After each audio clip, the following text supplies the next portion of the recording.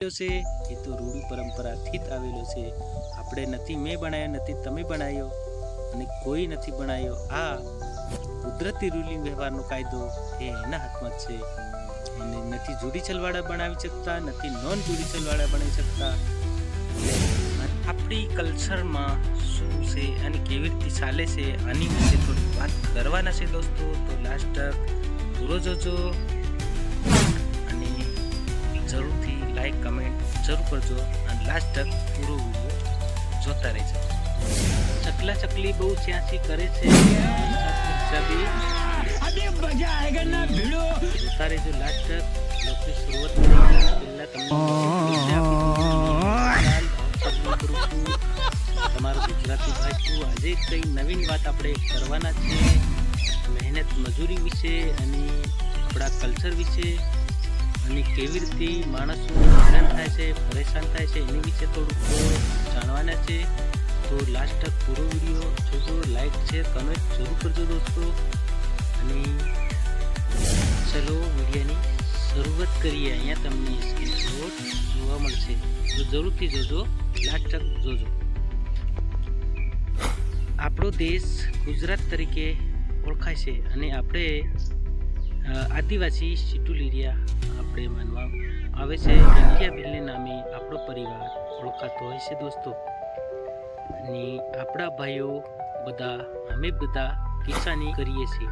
સવારથી હળ લાકડું લઈ જઈને આખો દિવસ હળ હાંકીએ છીએ અને સાંજે આવતા હોય છે.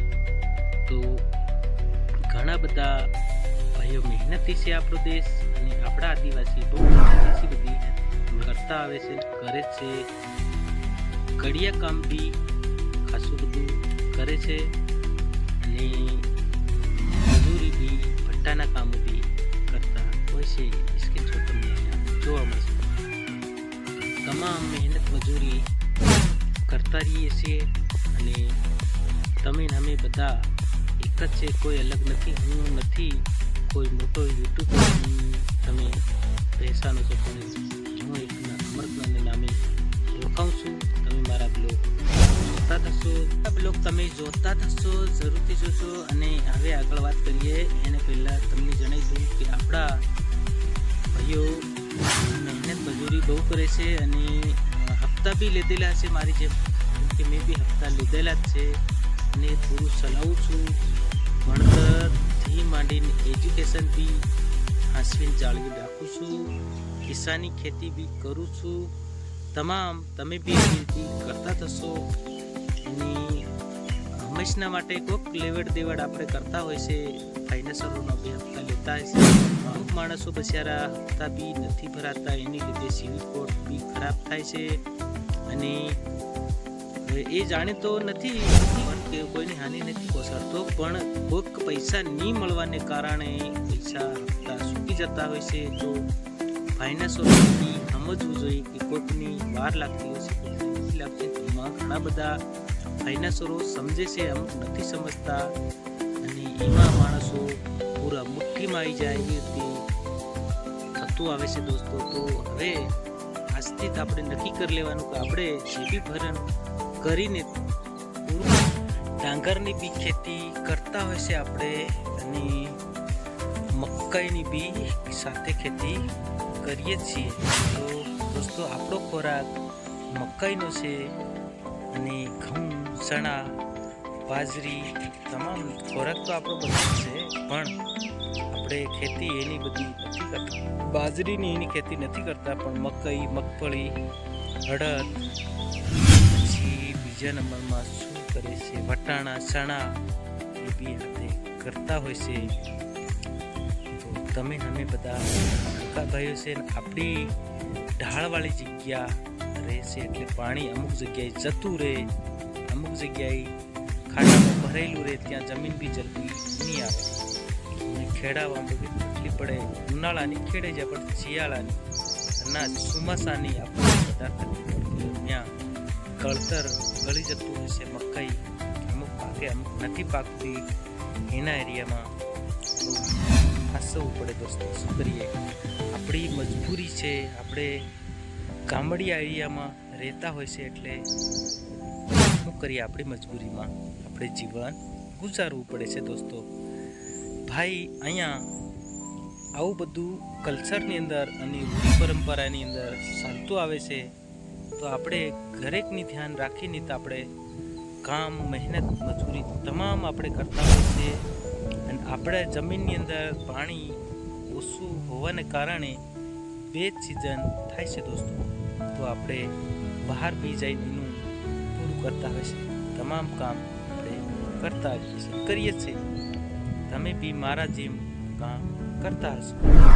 તો હું તમારો ભાઈ હવે નવા કન્ટેન્ટ પર આપણે આગળ બી વાત કરવાના છે.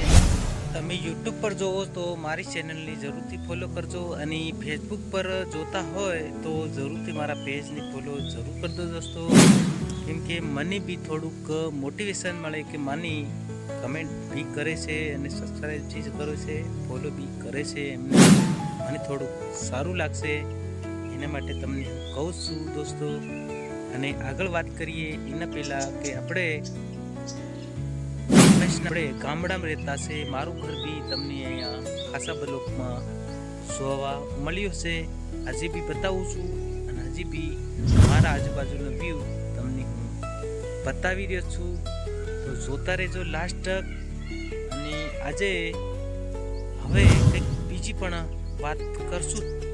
અને મકાઈની વાત કરું તો હવે લીલા ખેતરો થઈ ચૂક્યા છે. તમને હું બતાવવાની કોશિશ કરીશ.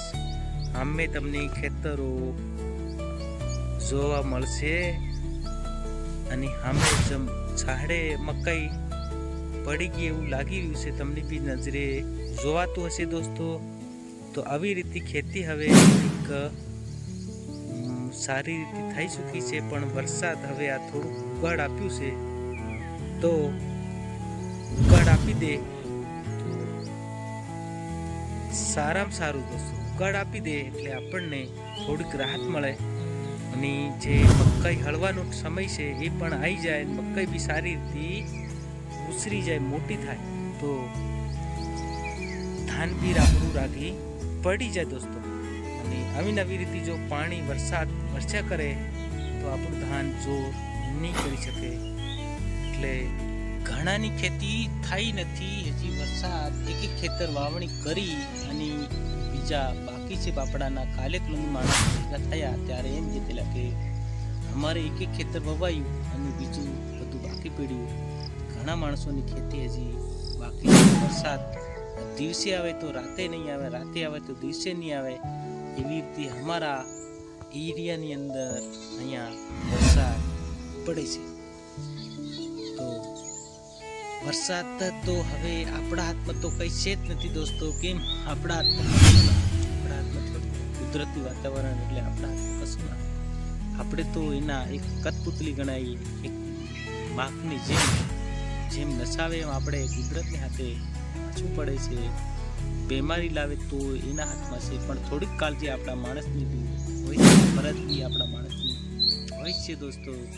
તો આપણા માણસે બી હાથી કરીને બગાડે તો કુદરત બી રૂટી જાય, તો એને સુધારવા કોઈ નથી આવતો. અને આપણે શું કરી શકીએ? આપણે એક તો સાયની નીચે રહેનારા અને કુદરતની સાથે રહેનારા આપણે શું કરી શકીએ દોસ્તો? એટલે આપણે જેમ કરે એમ આપણે જોવું પડે અને એની સાથે રહેવું પડે. હંમેશના માટે જેમ કરતા આવ્યા એમ પેઢીની દર પેઢી આપણી એમાં આપણે ચાલવું પડે દોસ્તો. શું કરી શકીએ બીજું? એમથી વિશેષ આપણથી કશું થાય નથી. કુદરતની હાથમાં હરેક કાર્ય સોંપાયેલો છે. એ તો રૂઢિ પરંપરાથી જ આવેલો છે. આપણે નથી મેં બનાવ્યો, નથી તમે બનાવ્યો, અને કોઈ નથી બનાવ્યો. આ કુદરતી રૂલિંગ વ્યવહારનો કાયદો એ એના હાથમાં જ છે. એને નથી જુડિશિયલવાળા બનાવી શકતા, નથી નોન જુડિશિયલવાળા બનાવી શકતા. એટલે હવે આપણે રજા લઈએ છીએ. જય હિન્દ, જય ભારત, જય આદિવાસી, જય જોહાર. આવતા વિડીયોમાં મારી વાણીને વિરામ આપું છે. જય હિન્દ.